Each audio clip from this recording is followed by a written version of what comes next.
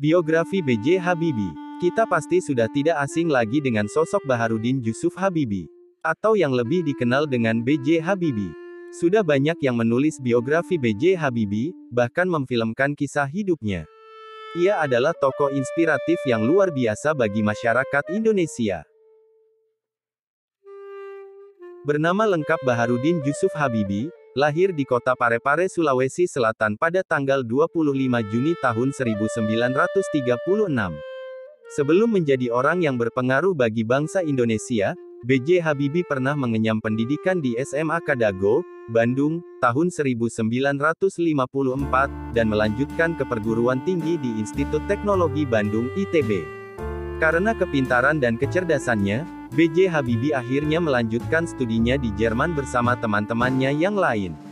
Berbeda dengan teman-temannya yang menggunakan beasiswa untuk kuliah di Jerman, B.J. Habibie menggunakan biaya dari ibunya, R.A. Tuti Marini Puspowardojo.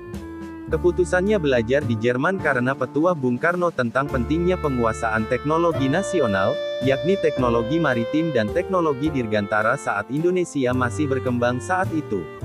B.J. Habibie akhirnya memilih jurusan teknik penerbangan spesialis konstruksi pesawat terbang di Rhein-Westfalen-Aachen Technische Hochschule, Jerman, pada tahun 1955. Dari sinilah, B.J. Habibie belajar menguasai teknologi dan menjadi ahli pesawat terbang yang pertama kali menciptakan pesawat terbang di Indonesia. Jadi tidak heran jika ia dijuluki sebagai bapak teknologinya Indonesia, karena karyanya yang luar biasa. Banyak pelajaran yang bisa kita ambil dari kisah hidup atau biografi B.J. Habibie. Meskipun masa jabatan Presiden B.J. Habibie sangat singkat, namun ia adalah salah satu tokoh bangsa yang membawa spirit kebangsaan dan perubahan, bagi bangsa Indonesia secara intelektual.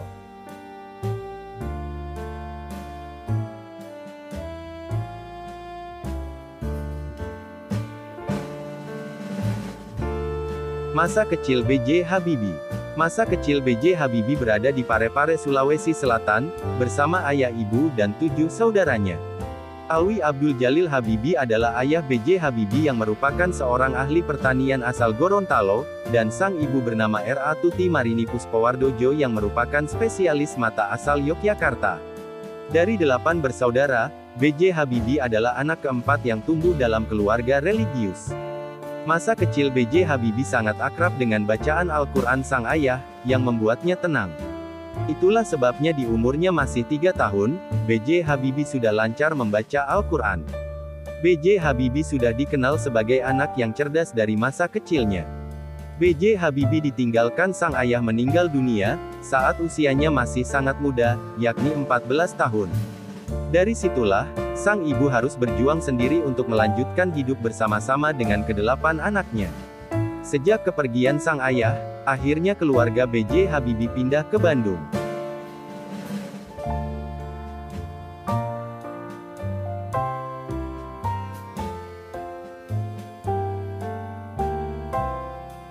Masa pendidikan B.J. Habibie. Karena terkenal sebagai seorang intelektual, maka kurang lengkap jika tidak mengetahui latar belakang pendidikan B.J. Habibie. Karena B.J. Habibie sudah tumbuh menjadi anak yang cerdas sejak kecil, maka di sekolah pun ia adalah murid yang cerdas.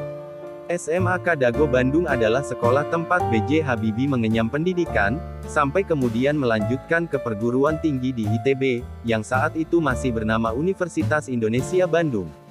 B.J. Habibie hanya kuliah selama setahun di ITB, kemudian melanjutkan studinya di Jerman selama 10 tahun. Saat Habibie masih menjadi mahasiswa ITB, pemerintahan Presiden Soekarno sedang gencar membiayai anak-anak bangsa menimba ilmu dan bersekolah di luar negeri. Dari ratusan pelajar yang menerima beasiswa dan berangkat ke Jerman, B.J. Habibie termasuk dalam rombongan kedua yang berangkat ke Jerman tanpa beasiswa dari negara pada tahun 1955. Ibunya lah yang membiayai B.J. Habibie kuliah di jurusan teknik penerbangan spesialis konstruksi pesawat terbang di Rhein-Westfalen-Aachen Technische Hochschule, Jerman. Menimba ilmu yang ia tempuh di luar negeri itu, tidak berlangsung singkat dan mudah. Selama bertahun-tahun, B.J. Habibie belajar di RWTH Aachen sambil bekerja secara praktek. Motivasi yang ia bawa belajar di Jerman, awalnya adalah B.J. Habibie tertarik membangun pesawat komersial sesuai ide Soekarno. Akhirnya muncullah perusahaan PT PAL, yakni IPTN pada saat itu.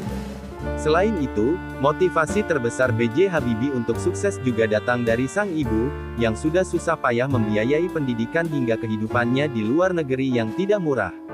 Tahun 1960, B.J. Habibie berhasil menyelesaikan studinya untuk gelar diploma ing-nya di Technische Hochschule dengan predikat sempurna, atau cum laude yang rata-rata nilainya adalah 9,5.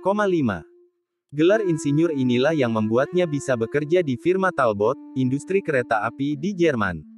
Perusahaan itu sangat membutuhkan wagon untuk mengangkut barang yang ringan, dalam jumlah yang banyak. B.J. Habibie pun membuat konstruksi alat yang dibutuhkan wagon industri kereta api Jerman itu, dengan membuat sayap pesawat terbang. Caranya pun membuahkan hasil, dan sangat membantu kebutuhan perusahaan. Biografi B.J. Habibie terkait riwayat pendidikannya berlanjut, karena ia meneruskan gelar doktornya masih di Jerman, yakni Technische Hochschule der Fakultät der Feuermaschinenwesen Aachen. Sambil menempuh pendidikan doktornya, pada 1962, akhirnya B.J. Habibie menikahi Hasri Ainun dan memboyongnya ke Jerman. Kehidupannya dibilang sangat sederhana dan sulit, karena ia harus menghemat keuangan dan bekerja hingga larut malam. Padahal B.J. Habibie juga harus tetap belajar, dan menyelesaikan tugas kuliahnya. Ainun, sang istri pun turut hidup sederhana agar menghemat pengeluaran, dengan antri mencuci baju di tempat umum. Usaha dan jerih payah B.J. Habibie akhirnya membuahkan hasil, di mana ia lulus gelar doktor ingeniernya di Technische Hochschule der Fakultät der Feuermaschinenwesen, dengan predikat cum laude atau sangat sempurna yang nilai rata-ratanya adalah 10. Sosok B.J. Habibie ini memang ahli yang sangat jenius.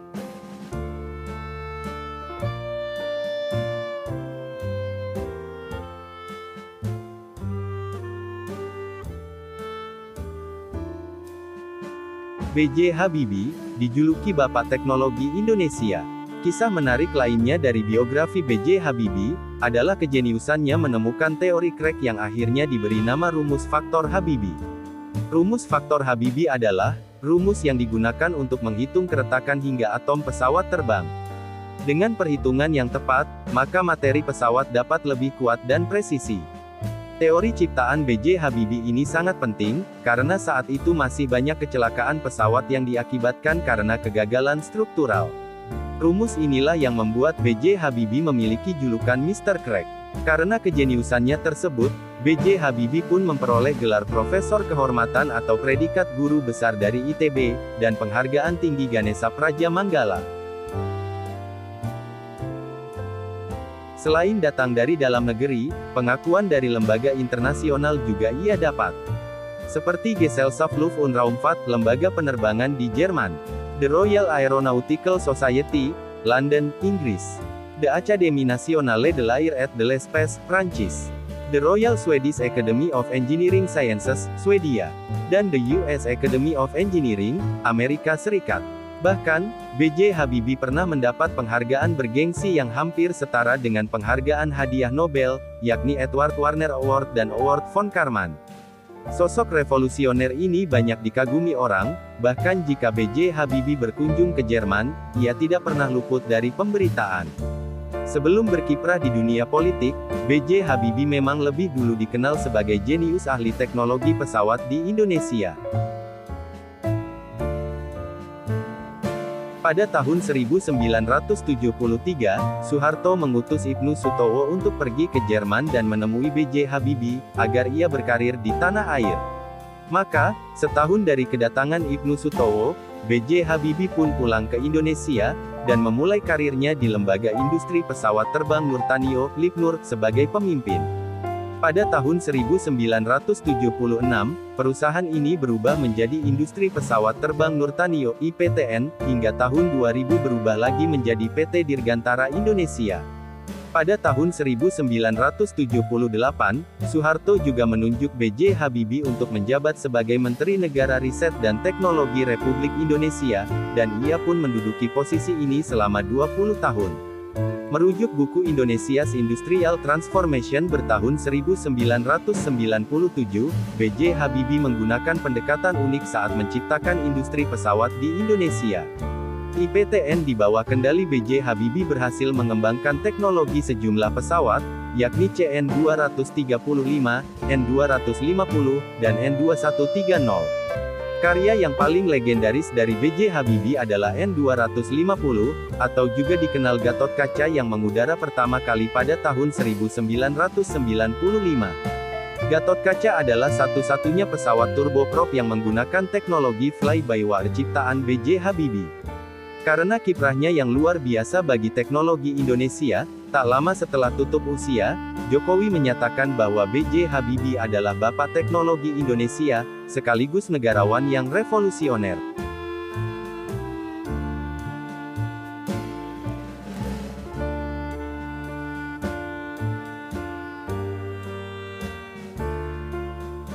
Karir politik B.J. Habibie.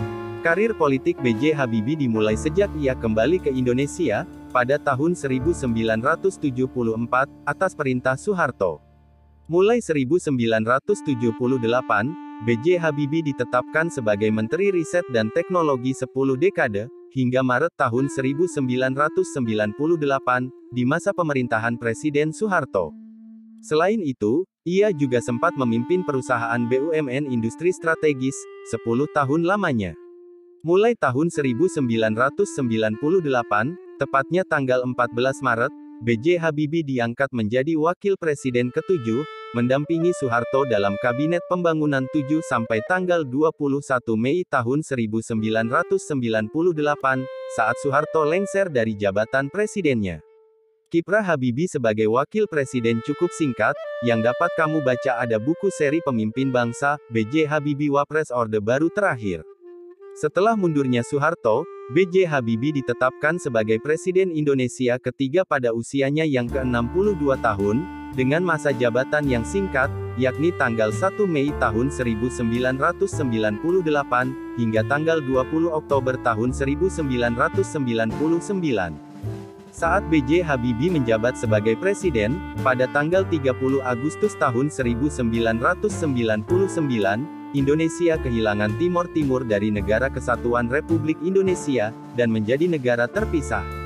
Namun B.J. Habibie berhasil menyelesaikan masalah tersebut secara damai, yakni mengadakan jajak pendapat bagi warga Timor Timur untuk memilih merdeka, atau tetap menjadi bagian dari Indonesia. Keputusannya tersebut sempat menjadi kontroversi oleh para ahli dan politikus Indonesia.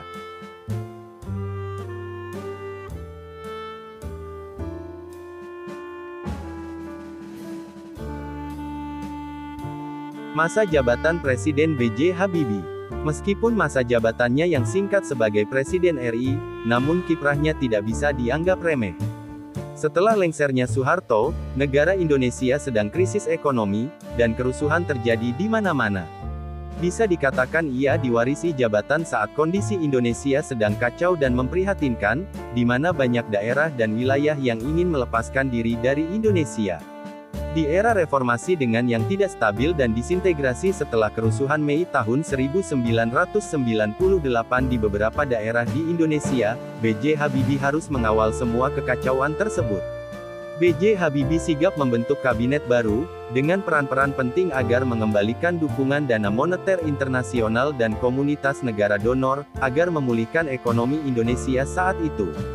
B.J. Habibie juga membebaskan beberapa tahanan politik era Soeharto, dan mengurangi kontrol untuk kebebasan berpendapat dan kegiatan organisasi. Itulah yang membuat sosok ini istimewa. Ia tetap berupaya untuk kembali membangun bangsa Indonesia menjadi lebih baik. Beberapa bentuk kebijakan dan keputusan, yang dibuat B.J. Habibie sangat berharga bagi bangsa Indonesia, yakni, UU tentang otonomi daerah, UU anti-monopoli, UU persaingan sehat dan membebaskan rakyatnya untuk berpartisipasi pada banyak partai politik. B.J. Habibie juga berhasil menaikkan kurs dolar ke rupiah Indonesia, dari Rp10.000 menjadi Rp15.000, saat krisis ekonomi sebelum 1998. Selain itu, ia juga berhasil menyelesaikan likuidasi bank-bank yang bermasalah saat itu, karena kondisi ekonomi Indonesia yang kacau. Pada tahun 1999, B.J. Habibie dipaksa lengser karena pertanggungjawabannya tidak diterima pada sidang umum MPR, atas lepasnya Timor Timur dari NKRI. Kiai Haji Abdurrahman Wahid akhirnya menggantikannya menjadi Presiden keempat RI. B.J. Habibie pun menjadi warga negara biasa, dan kembali menetap di Jerman, meskipun sesekali berkunjung ke Indonesia. Namun sejak masa pemerintahan SBY, B.J. Habibie kembali aktif di Indonesia, sebagai penasehat proses demokrasi di Indonesia pada organisasi yang ia buat, yakni Habibie Center. Selain itu B.J. Habibie juga menjadi Ketua Dewan Penasehat di Partai Golkar.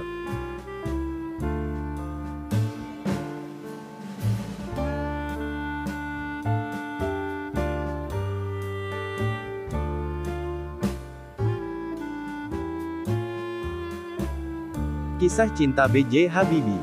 Membahas biografi B.J. Habibie, tentu tidak lepas dari kisah cintanya dengan sang istri yang sangat menyentuh. B.J. Habibie pernah mengungkapkan, bahwa Ibu Ainun adalah mata baginya untuk melihat kehidupan. Kisah lengkap Hasri Ainun Habibie, sebagai sosok yang tak tergantikan bagi kehidupan B.J. Habibie, juga bisa kita temukan pada buku B.J. Habibie, Belahan Jiwa Habibie. Ibu Ainun adalah pengisi kasih bagi kehidupan B.J. Habibie, saat susah maupun hingga B.J. Habibie mapan. 48 usia pernikahannya, hingga B.J. Habibie ditinggal Ibu Ainun wafat, mereka selalu bersama. Ibu Ainun selalu setia menemani B.J. Habibie, dan mendampinginya dengan sabar dan penuh kasih sayang. Pada tanggal 22 Mei tahun 2010, B.J. Habibie kehilangan Hasri Ainun, sang istri tercinta yang meninggal dunia karena kanker ovarium. B.J. Habibie sebelumnya tidak pernah tahu bahwa sang istri menderita kanker ovarium, karena Ibu Ainun tidak pernah mengeluh sekalipun padanya. B.J. Habibie baru mengetahuinya 3 hari sebelum kepergian Ibu Ainun, saat itulah ia merasa terluka. B.J. Habibie pun menulis buku yang berjudul Habibie dan Ainun setebal 323 halaman, sebagai bentuk kecintaannya pada mendiang istrinya. Buku itulah yang kemudian diangkat ke layar lebar, dengan judul film yang sama dengan judul buku. Film biografi B.J. Habibie tayang di Indonesia pada Desember tahun 2012, dengan kisah sosoknya yang visioner, dan romansa kisah cintanya dengan Ibu Ainun. Film tersebut disutradarai oleh Hanung Bramantyo dan Fauzan Rizal, dan diperankan oleh Reza Rahardian dan Bunga Citra Lestari yang sukses menarik perhatian masyarakat Indonesia, sebanyak 4,5 juta penonton. Nah, itulah biografi B.J. Habibie yang bisa kita ketahui untuk meneladani kisah-kisah inspiratif B.J. Habibie tersebut. Kepergiannya wafat pada tanggal 11 September tahun 2019, membuat banyak masyarakat Indonesia kehilangan sosoknya yang luar biasa.